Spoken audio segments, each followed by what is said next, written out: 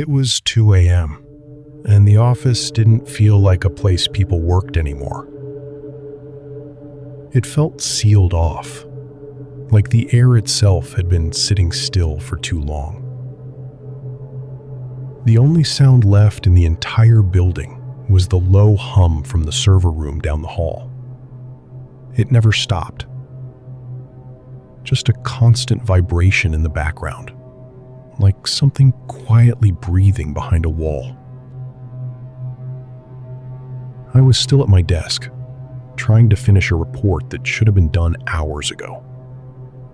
At first, I was focused, locked in. Just numbers and deadlines. But somewhere past midnight, that focus slipped. Every little thing started standing out. The reflection of my own movement in the glass, the way the lights flickered faintly overhead, how empty everything felt. It wasn't just quiet. It was the kind of quiet that makes you feel watched. I kept telling myself I was just tired. Then I heard something. A slow, heavy sound. Not loud, but clear enough to break through everything else. Slosh. Drag. Thud. I stopped typing. Listened. Slosh. Drag. Thud. It was coming from somewhere down the corridor, past the rows of cubicles where the lights were already off. Cleaning crew, I thought. That had to be it. But even as I told myself that, something felt off. It didn't sound like a mop moving across the floor. It sounded heavier than that. Like something wet being pulled along instead of cleaned. Slosh. Drag. Thud. I leaned back slightly and looked out through the glass walls of my office. At first, I didn't see anything. Then, movement. Far down the corridor, something shifted between the cubicles. A figure. A janitor pushing a mop bucket. At least, that's what it looked like at a glance. The lighting back there was dim. Just emergency lights casting weak shadows. Every time they flickered, the figure seemed to jump slightly in position. Its movements didn't flow. They corrected, like it didn't fully understand how walking worked. Slosh. Drag. Thud. The sound came again, louder now. The mop hit the floor, but not in a smooth motion. It landed heavy, like it had weight it shouldn't have. I felt a tightness in my chest. The janitor didn't look at me, didn't even seem aware I was there. It just kept moving forward, repeating the same motion over and over. Step. Slosh. Drag. Thud. Step. Slosh. Drag. Thud. No variation. No pause. Just repetition.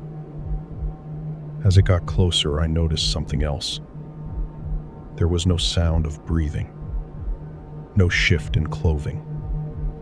No small human noises you don't think about until they're missing. Just that same wet, dragging sound. It reached the row of cubicles just outside my office. Now I could see it better. The uniform looked normal enough, but the skin. Pause. It didn't look right under the light. Not pale. Not sick. thin, almost see-through in places, like something stretched too tight over a shape that didn't quite match. I stood up slowly. The chair creaked louder than it should have. The figure didn't react, didn't even hesitate. The mop moved again, but this time I noticed. It wasn't touching the ground. It hovered just barely above the floor. And still, slosh, drag, thud. The sound kept happening anyway, like it was copying what it thought cleaning sounded like. My throat went dry. It wasn't cleaning. It was pretending to. The figure drifted closer to the glass wall of my office, only a few feet away now. I could see its face, or something shaped like one. Everything was there. Eyes, nose, mouth. But none of it felt alive. The eyes didn't blink. The skin didn't move. It looked fixed, like a mask that had been pressed onto something underneath. I couldn't sit there anymore. The glass didn't feel like protection. It felt thin, meaningless. I grabbed my bag and moved toward the door, trying not to make noise. The moment I opened it, the sound stopped. Completely. No slosh. No movement. Just silence.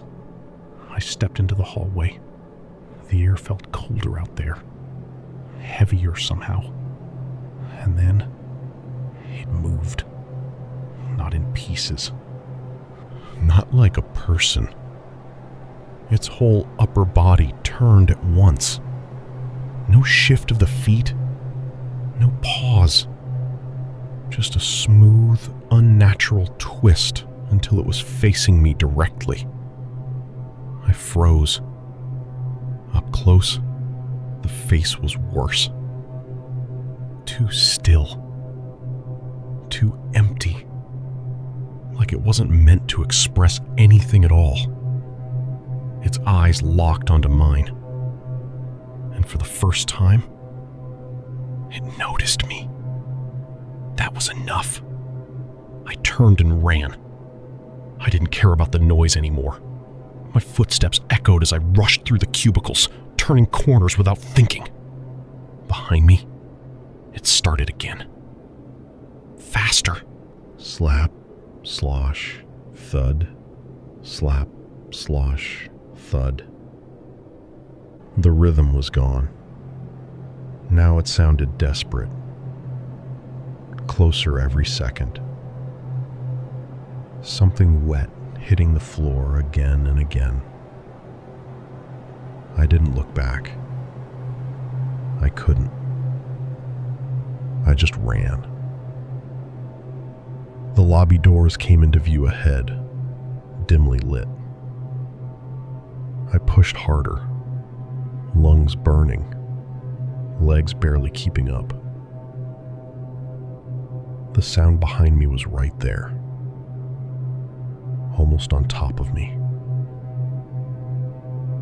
I burst through the doors and stumbled into the lobby, grabbing the edge of the desk to stay upright. Silence. Just like that. Nothing behind me. And the worst part is, next time, it might not get anything wrong.